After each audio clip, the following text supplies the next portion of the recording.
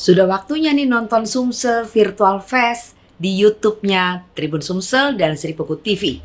Yuk, siapa ya bintang tamu kali ini? Coba saksikan langsung ya.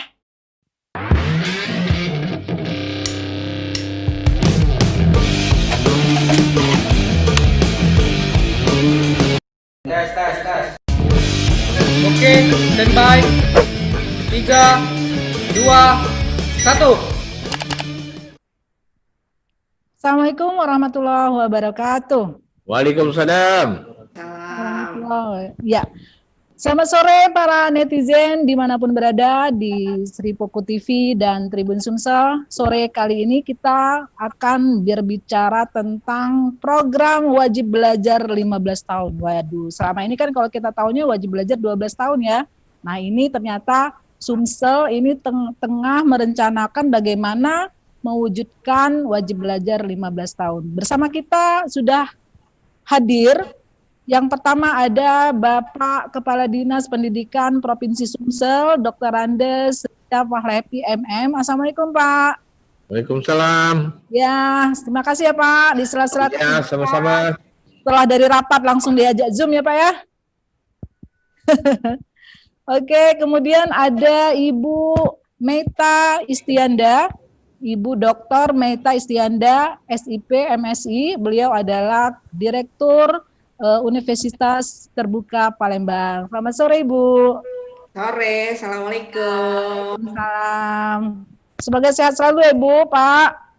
Ya, sama-sama. Ya, oke. Kita langsung aja ke Pak Riza dulu nih, Pak.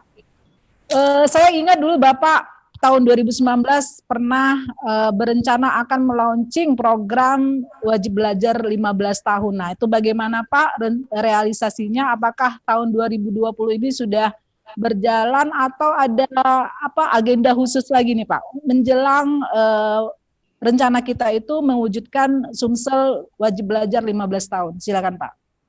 Terima kasih. Ya. Untuk yang namanya wajib belajar 15 tahun tentu harus tuntas paripurna dulu wajib belajar 12 tahun. Ya. Nah, di situ kita ada suatu moto atau visi Dinas Pendidikan bahwa pendidikan di Sumatera Selatan cerdas dan tuntas. Tuntas yang dimaksud tuntas wajib belajar 12 tahunnya paripurna. Oke. Insya Allah di tahun 2022. Oke, ya. 2022 bukan 2020. Ya. Nah, lalu kalau 2020 ini kita angka partisipasi kasarnya aplikanya baru 84,68%. Nah, yang namanya tuntas paripurna itu jika sudah mencapai 100%. 100%, oke. Nah, diestimasi insya Allah di akhir tahun 2022 itu bisa mencapai tuntas paripurna 100% untuk wajib belajar 12 tahun. Okay. Insya Allah awal tahun 2023 kita sudah melaunching wajib belajar 15 tahun atau wajib belajar sarjana lah dapat dikatakan 15 tahun atau 16 tahun. Ada kan yang namanya diploma 3 maupun diploma 4 dan seterusnya. Nah, demikian. Oke, Pak. Berarti menuju 3 tahun ini apa, Pak? Indikatornya apakah sudah hampir bisa terwujud atau seperti apa, Pak? Insya Allah terwujud karena yang pertama bagaimana wajib belajar 12 tahun akan tuntas paripurna.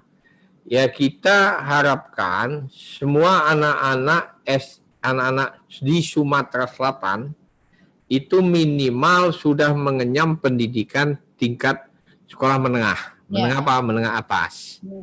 Nah, tentunya langkah-langkah menuntaskan ini pertama memperbanyak jumlah rombongan belajar dari masing-masing sekolah, baik swasta maupun negeri menerima, ya kan?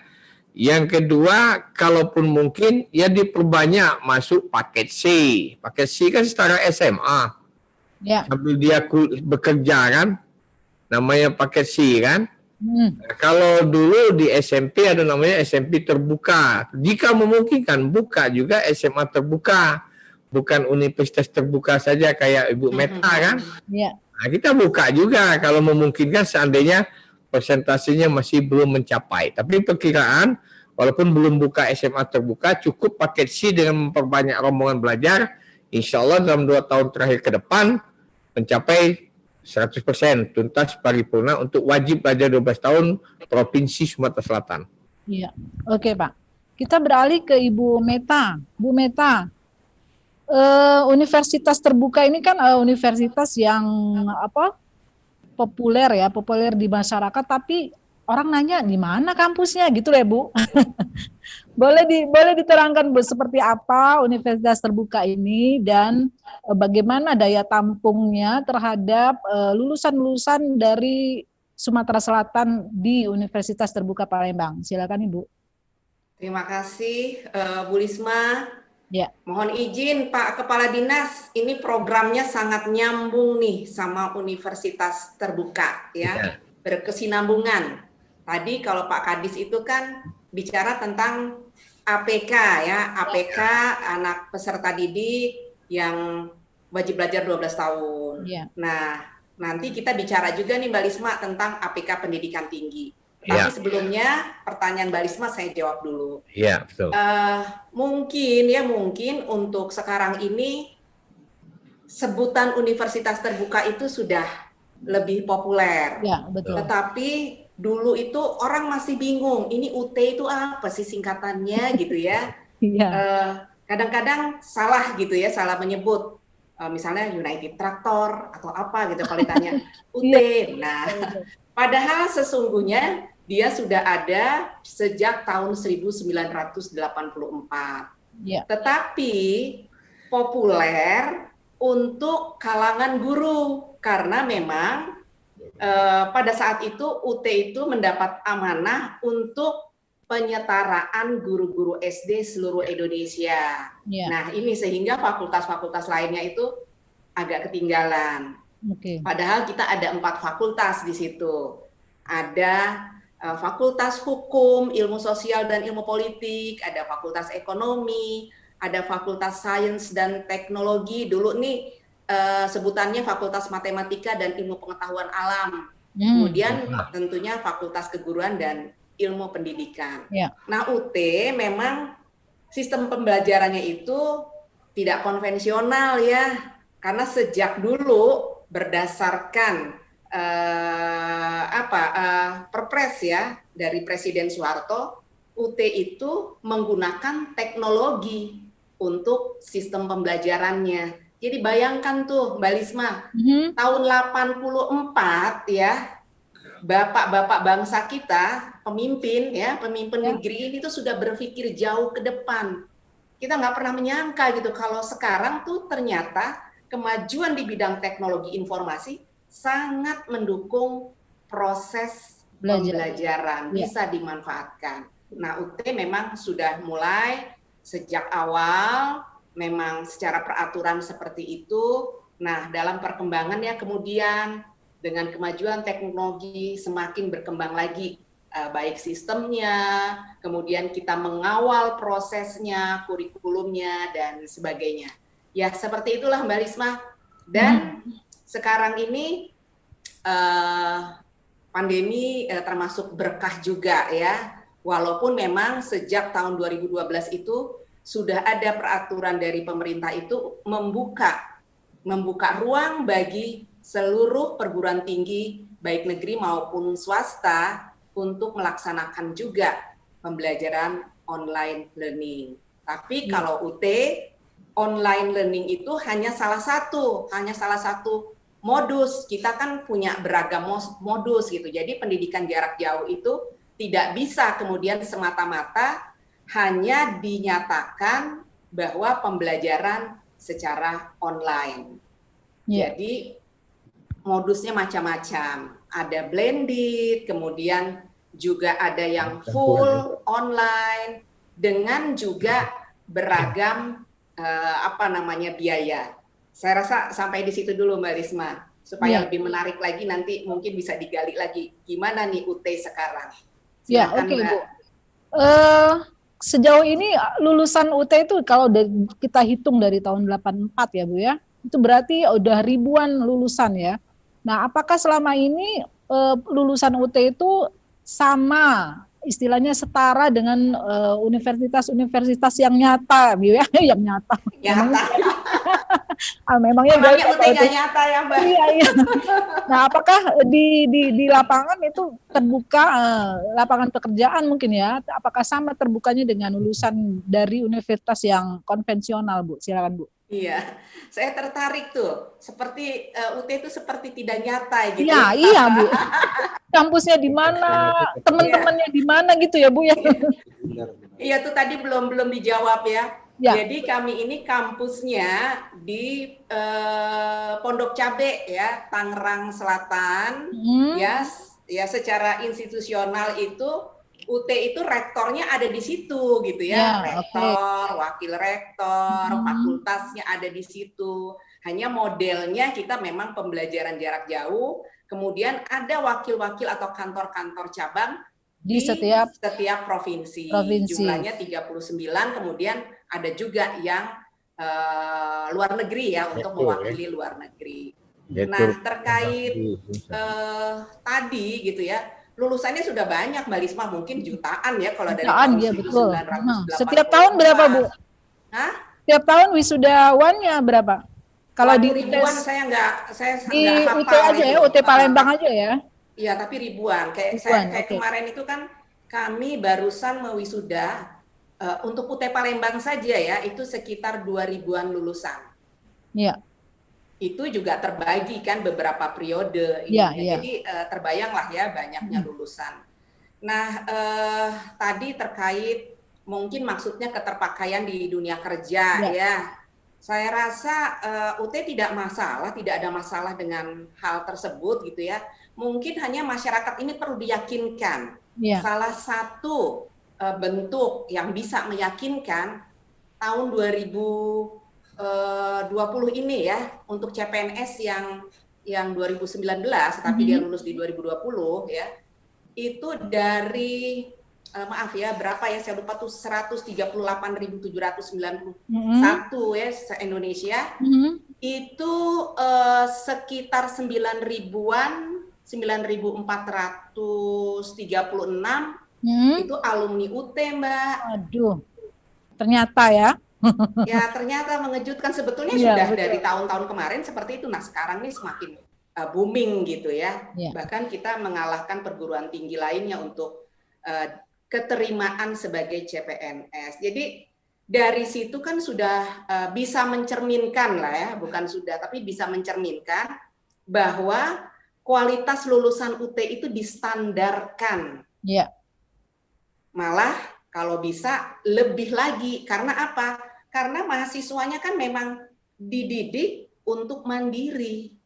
Jadi tidak terlalu tergantung kepada sumber belajar, misalnya guru, dosen. Mereka harus mandiri. Jadi sudah teruji di situnya, itu nilai plusnya. Oke. Terima kasih, Bu. Kembali ke Pak Riza nih, Pak Riza.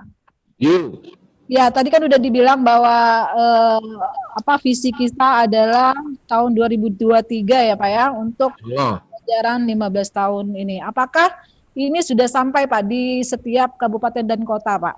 Maksudnya apakah visi ini udah sama, dan apakah istilahnya ya, perbedaan ya, gap antara misalnya di pendidikan di Kota Palembang dengan di berbagai kabupaten kota di Sumsel itu apakah jauh atau hampir sama itu? Gimana Pak? Silakan Pak.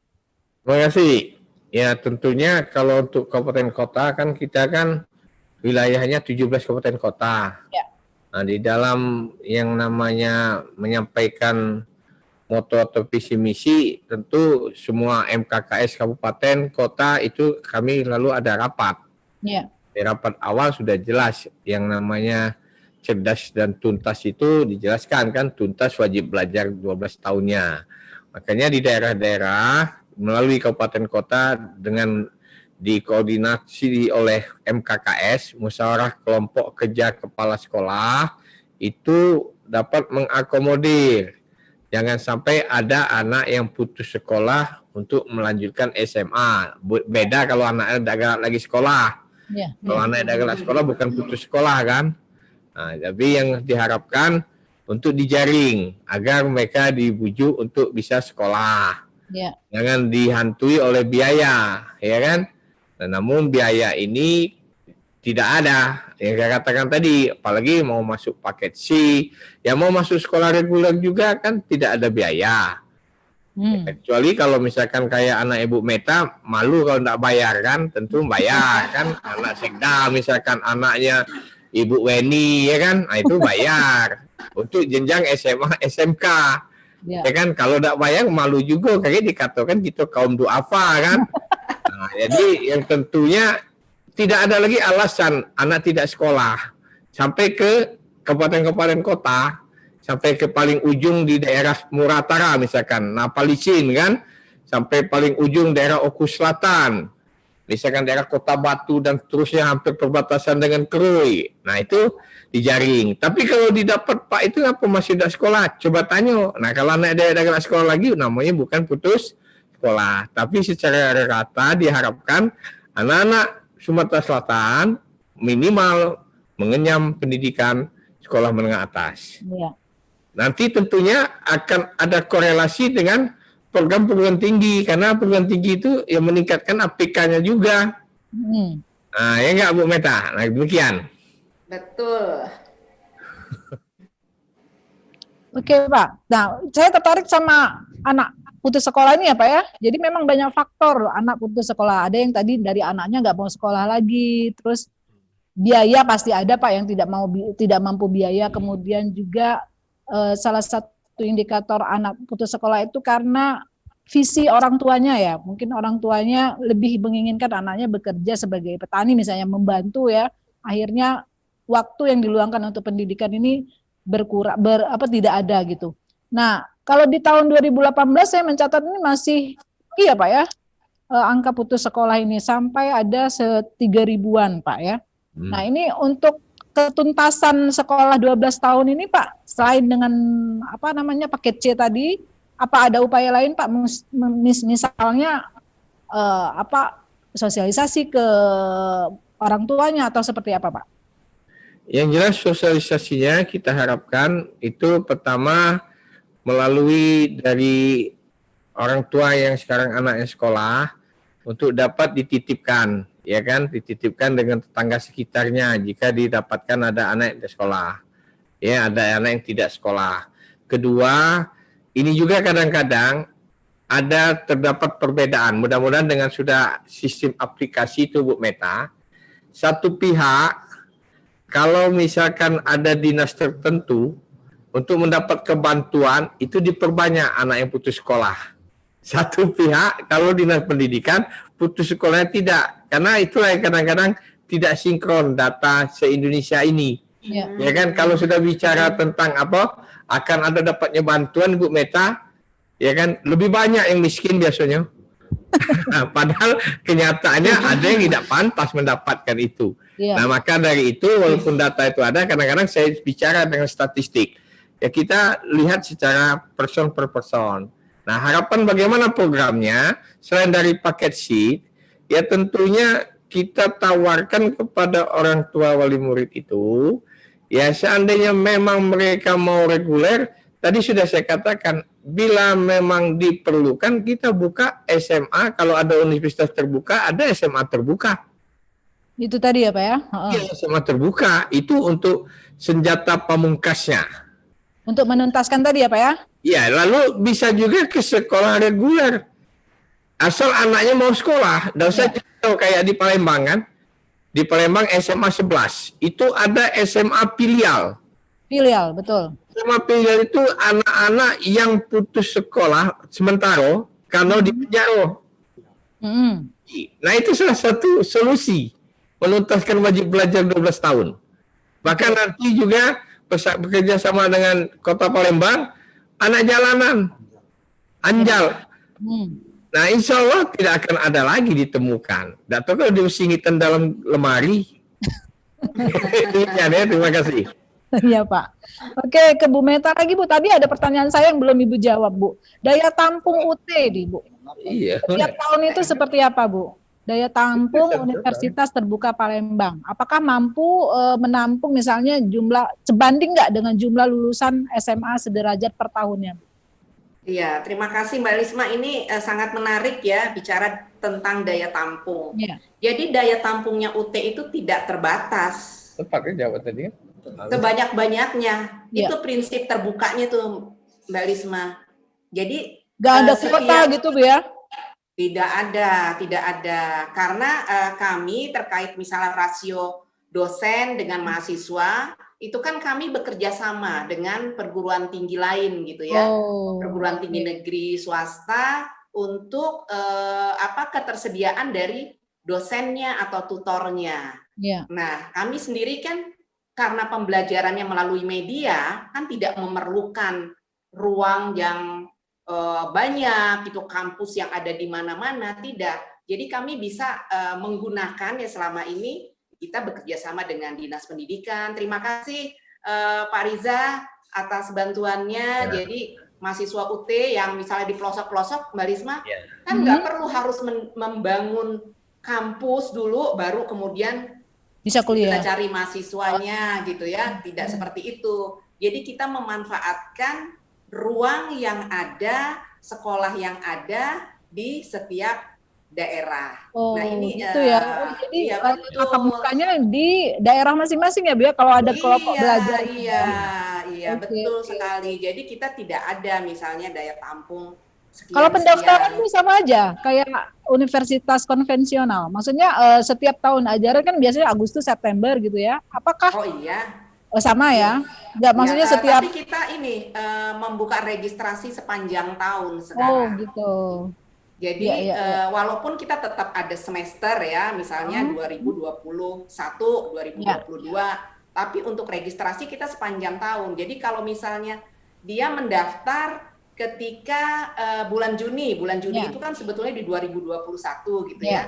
ya. Sementara itu untuk pembelajaran di semester 1 itu sudah lewat. Nah, dia tetap akan bisa nanti masuk di 2022-nya. Lewat apa Pak? Websitenya Online. Websitenya www.ut.ac.id. Jadi Iya, kita sudah untuk pendaftaran pun secara online semua. iya. Oke, Bu. Ke Pak Riza lagi, Pak. Bolak-balik nih, Pak. Pak Riza. Ya. Ya. Kan di Diknas itu saya taunya ada program kuliah gratis ya, Pak ya. Nah, itu apakah seperti apa sejauh ini berjalannya, dan kemudian apakah ada rencana Diknas atau Pemprov Sumsel untuk bekerja sama dengan UT nih, Bu? Saya sampaikan, Bu. Silakan, Pak. Baik, terima kasih. Kalau yang namanya kuliah gratis, program itu tetap jalan, masih berjalan, Masih berjalan. produk yang lama, Ya. tapi itu tinggal menyelesaikan. Nanti akan timbul produk baru karena kita lebih tertarik seperti ada yang dikatakan Ibu Meta, bukannya sponsor ya, untuk kerjasama dengan UT. Kalau selama ini berbagai macam universitas. Nah, lalu ya itu dalam antara ini kita menyelesaikan apa yang sudah ada program lama. Ya, oke. Lanjut dari situ baru program news yang artinya kami sudah ada draft ya bersama Ibu Meta, itu yang memang sudah dianjurkan oleh Pak Gubernur kita. Karena Pak UT ini sudah ketahui sendiri tidak hanya FKIP saja, Ya. ada juga fakultas yang lainnya. Dan mereka bisa sambil bekerja kan? Ya. Bisa sambil bekerja. Ya, nah itu yang saya maksud. Ya. Nah, mudah-mudahan insya Allah ya dapat kita katakan yang namanya program kuliah gratis sampai saat sekarang tetap lanjut. Ya, hanya nanti bagaimana program lebih lanjutnya tentu ada evaluasi. Ya. Evaluasi dari fakultas atau universitas-universitas yang selama ini tadi dengan siapa. Nah, ini nanti kita lihat yang dengan kasat mata kita sendiri. Demikian. Seperti salah satunya Universitas Terbuka, itu Ibu Meta tahu, sudah ada kami draft untuk rencana yang namanya, bukan rencana, sebenarnya tinggal nunggu waktu pertemuan yang pas waktunya Pak Gubernur ya dengan rektor beliau. Ya. Dan rektor Universitas Terbuka, itu sudah ada konsepnya. Demikian. Pak, konsep gratis itu seperti apa, Pak? Boleh dijelasin, Pak? Misalnya gini, Pak, kan orang udah tahu kalau misalnya yang tidak mampu tuh pasti insya Allah dibantu. Nah, Pak, yang agak susah nih, Pak, yang setengah-setengah ini kayak enggak miskin enggak. Nah, ini ada ini juga, Pak. Ada semacam kekhawatiran juga karena ya miskin nggak dikasih nggak dapat dana, nggak dapat bantuan, tapi yang mau ngelanjutin juga susah. Nah, adakah program khusus yang Bapak lihat di sini, Pak? Yang jelasnya program itu dimaksudkan seperti ini. Misalkan si A mau kuliah, ya. Nah, Oke. kuliahnya itu maunya mau betul atau mau karena orang tuanya saja. Ya. Yang kita harapkan ini dari anaknya sendiri. Kedua, sejauh mana prestasinya. Oke. Nah, yang payah ini orang tua sudah miskin, malas belajar. Ya. Mau dimasukkan kita beasiswa kan? Ya, betul. Akan kita dukung dan akan kita giring ini, anaknya rajin, pintar, orang tua nggak mampu. Itu yang antara lain akan kita bimbing dan arahkan. Ya. Tidak istilah pesan-pesanan. Apabila orang tuanya mampu ngaku tidak mampu, cukuplah nanti Allah lah yang melaknatnya. Kan, ya kan? Iya, tadi yang di sedang-sedang saja nih akhirnya usaha sendiri ya, Pak ya? Usaha sendiri karena kemampuan postur anggaran kita tidak mencukupi. Oke, ya. Siap. Oke, Pak. Ke Bu Meta lagi, Bu. Nah, ada di luar sana, Bu ya, ada istilah kuliah di UT tuh mudah, masuknya mudah, tapi keluarnya susah, bener nggak sih, Bu? Susahnya begini, maksudnya susah maksudnya mendapatkan nilai yang bagus, bisa berkompetitif dengan dunia luar. Nah, kan memang ada tuntutan satu yang harus mandiri tadi ya, Bu ya. Boleh Ibu jelasin, Bu, seperti apa sih kuliah di UT itu supaya bisa maju, punya nilai bagus seperti itu? Terima kasih ya Bu Lisma. Jadi memang ada paradigma seperti itu ya yang berkembang di masyarakat itu. Susah dapat nilai di UT gitu ya. Sudah belajar katanya dapatnya E lagi, D lagi. Jadi sebetulnya ada beberapa variabel yang menyebabkan hal seperti itu. Karena UT itu kan prinsip terbukanya adalah kita menerima semua masyarakat tanpa adanya tes masuk.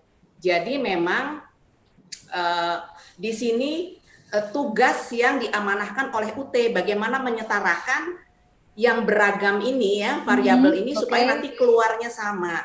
Ya. Nah, itu satu. Kemudian yang kedua, dulu memang model pembelajarannya itu masih belum beragam, Mbak. Ujiannya ya, alat tesnya. Kalau dulu itu kita ada 2 ya, yaitu dari tugas mandiri mahasiswa, kemudian tugas mandiri ini untuk yang tengah semester, kemudian langsung UAS.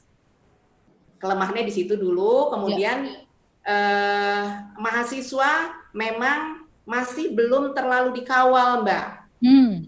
Jadi begitu dia masuk, kemudian dibimbing lah ya. Nah, seperti itu tuh belum ya. Jadi kita konsepnya betul-betul mandiri. Tetapi dengan perkembangan kan kita evaluasi terus ya, evaluasi.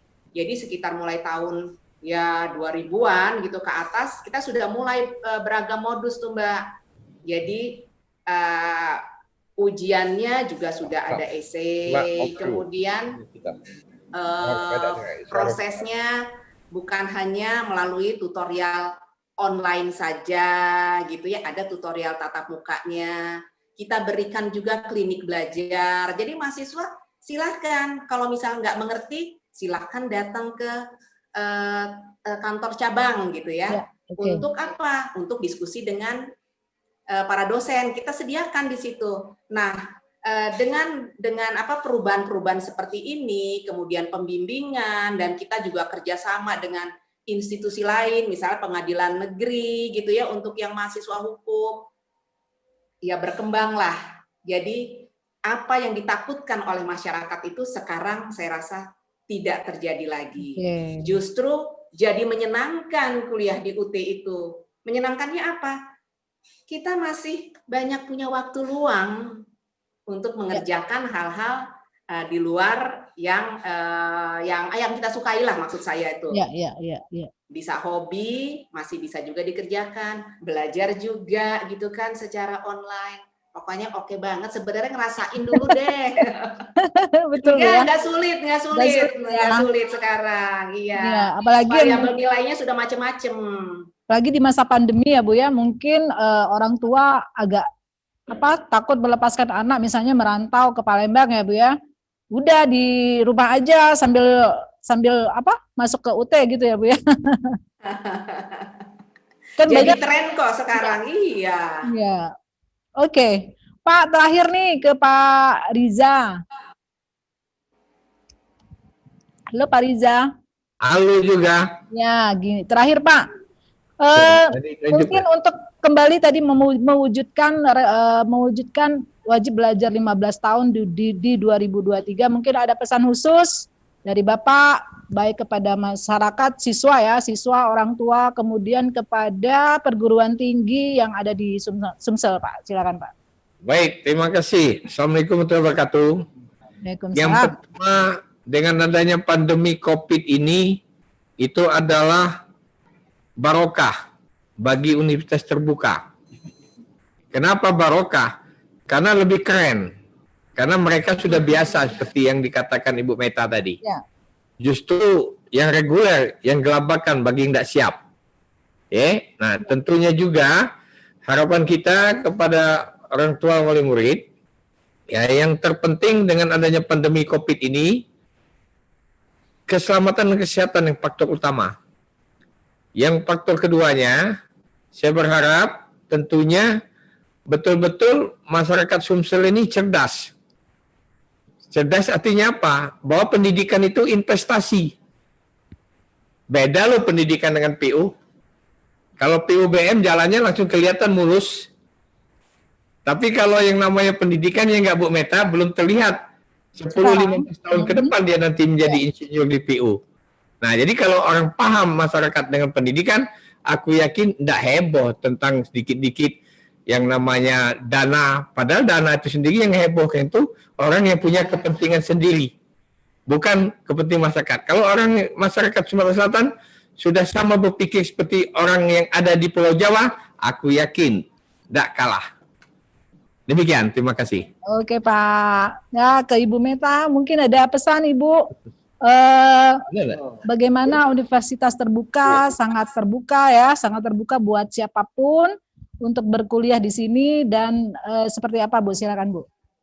Terima kasih Mbak Risma. Jadi saya setuju sekali dengan pernyataannya Pak Riza tadi bahwa pendidikan itu investasi. Jadi sekarang justru kita ini belajar bukan hanya sekedar ingin gelar saja gitu ya. Ada lulusan kami ya, ini boleh menjadi contoh, Sekda Oku. Sekda Oku ini punya beragam gelar gitu ya. Dia padahal dia sudah lulus di menjadi insinyur kalau tidak salah. Mau gitu 12 ya. Bu, tahun depan 12. Betul Pak Tarmizi ini. Ya. Jadi dia mempelajari hukum di UT gitu ya, terus belajar ilmu yang lain juga. Untuk apa? Sebetulnya itu untuk menunjang ya profesi dia gitu loh. Jadi sekarang ini kita belajar itu perlu tahu gitu ya, perlu ilmu juga, karena yang kita hadapi kan masyarakat juga beragam. Nah, itu tadi terkait dengan investasi. Jangan takut mengembangkan investasi melalui pendidikan. Itu akan membuat mengubah mindset kita. Kita harapkan nanti tentunya semakin berilmu kan semakin bijaksana ya, ujungnya ke situ. Kemudian terkait biaya ya. Tadi Pak Riza juga menyampaikan bahwa gratisnya di mana? Ya. Memang APBN kita kan masih terbatas gitu ya. Jadi tetap perlu dukungan dari masyarakat. Nah, khusus untuk di kalangan pendidikan tinggi kan juga ada beasiswa Mbak, bidik misi, kemudian CSR. Bidik misi ini lebih menyoroti kepada keluarga yang memang secara ekonomi tidak mampu gitu loh. Jadi beasiswa ini bukan melulu hanya orang-orang yang pinter-pinter saja gitu tanpa memperhatikan aspek ekonomi yang menjadi utama. Nah, lewat beasiswa ini saya rasa masyarakat sangat terbantu. Nah, closing statement saya begini, Mbak. Pendidikan merupakan investasi. Pendidikan merupakan jalan bagi manusia untuk meningkatkan jati diri kemanusiaannya. Oleh karena itu, mari kita tuntaskan ya wajib belajar 15 tahun. Mari kita menuju Indonesia maju. Terima kasih, itu closing saya. Ya, terima kasih. Assalamualaikum warahmatullahi wabarakatuh. Waalaikumsalam warahmatullahi wabarakatuh. Ya, terima kasih Bapak Riza dan Ibu Meta telah menghadiri virtual talk kita hari ini. Semoga cita-cita kita ini akan terwujud ya Pak, walaupun nanti baru di launching 2023, tapi arah ke 15 tahun itu sudah kita mulai rasakan dari sekarang ya Pak ya. Terima kasih Pak Riza sekali lagi. Semoga tidak kapok ya Pak, diajak terus virtual, juga Ibu Meta. Terima kasih Bu Meta, lain kali insya Allah mungkin kita bisa ketemu lagi. Demikian perjumpaan kita hari ini. Subscribe terus Sri Puku TV dan Tribun Sumsel di YouTube dan Facebook kita. Ikuti virtual talk di lain kesempatan. Wassalamualaikum warahmatullahi wabarakatuh. Waalaikumsalam warahmatullahi wabarakatuh. Amin ya. Di proses live Sumsel Virtual Fest yang menghadirkan narasumber yang seru. Kita akan jumpa lagi besok. Ikuti terus acara ini, Sumsel Virtual Fest 2020 di YouTube-nya Sri Puku TV dan Tribun Sumsel. Bye.